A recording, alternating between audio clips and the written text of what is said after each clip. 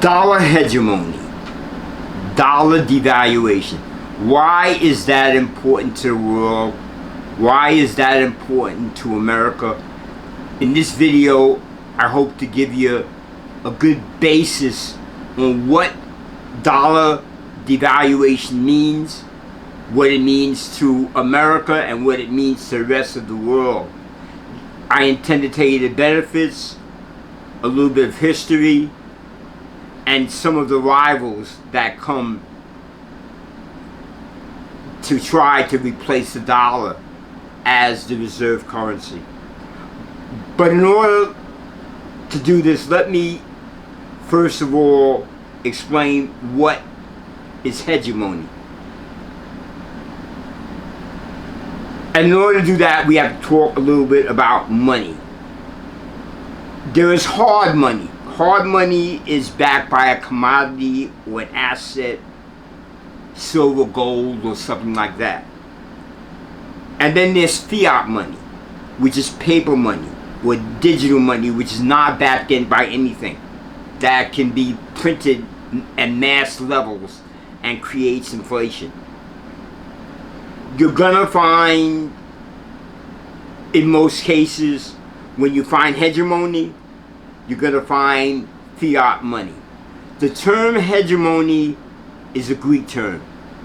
It means predominance. And in order to have hegemony, you have to have military dominance, you have to have hard economic power, you have to have cultural, diplomatic leadership, and there must be a technology gap. There are three other needs you need to have with hegemony. You need to have a strong military, strong politics and influence, and a strong economy. So, one of the issues in the hegemony stability theory is what I'm talking about, is the country that has hegemony also becomes the country in which most of the exchange rates are based upon. Which means when goods are bought, let's say by Jamaica, and they're sold to Canada, the transaction is done typically with a reserve currency, and greater than 80% of the time it's the US dollar, which means that both those currencies have to be converted into US dollars in order to do the transaction. That is reserve currency status and executive privilege. It gives you the ability to pass on inflation to whoever needs to use your dollar to make the transaction. It benefits US companies, it benefits US consumers, and it gives the term of American exceptionalism. Distinct, special, and a world leader. The problem with hegemony or exorbitant duty is when hard times come, the hegemony has to bring the world, act as the leader of the world, and pull the world out of the economy. An issue with hegemony also is when countries link their currency, which means that as the dollar changes in value, the currency in Hong Kong, Jordan, Lebanon, Oman, Qatar, all the African nations except for two, their money is linked to the US dollar. So again, as we produce more dollars, their money gets devalued as well. Hegemony began in the United States after World War II with something called the Bretton Woods Agreement. But a brief history on failed hegemonies. The first one comes to mind is the British Empire from 1583 to 1997. or earlier, if you ask me. The Dutch hegemony, the Dutch East and West India companies, which ended in 1674, and the Roman Empire from 2 BC to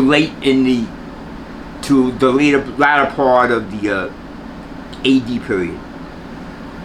In each of these cases, the currency was debased or money was printed. In the case of the Roman Empire, they simply used less precious metal and added cheaper metals to what they call debased coins. The current threats to US hegemony right now, people talk about Brics, which is a combination of, it's actually Brics Plus now, a combination of Brazil, Russia, India, China, South Africa, Iran, Egypt, Ethiopia, UAE. Is Brics a threat? In my opinion right now? Do they have the ability to rival the US dollar? I just don't think so. I don't think that that's a threat yet. But it's something to keep your eyes on. China has something called the Belt and Road Initiative.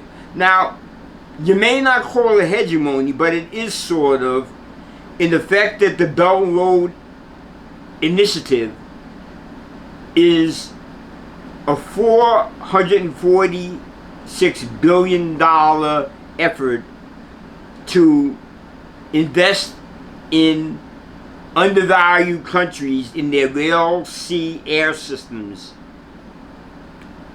The reason why that's a threat is that it moves China into a position that they have influence in those countries. Another threat to hegemony is Bitcoin. Blockchain, the scarcity of Bitcoin, the finite amount of Bitcoin.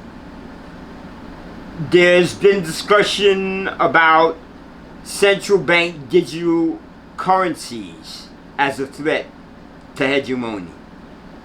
Not sure. Story is still out on that. It's more likely to need a lot more international cooperation. What that is an actual digital currency. In the United States, it was suggested that anything that you purchase over $600 has to be a digital purchase. Then there's the petrodollar, which is the final piece, which was established in the Nixon administration, which obligated the oil-producing countries to utilize the dollar as the payment scheme. So that's it on hegemony. I hope you enjoyed the video. I hope you got something out of it. And if you did, give me a thumbs up, give me a like, and have a great day.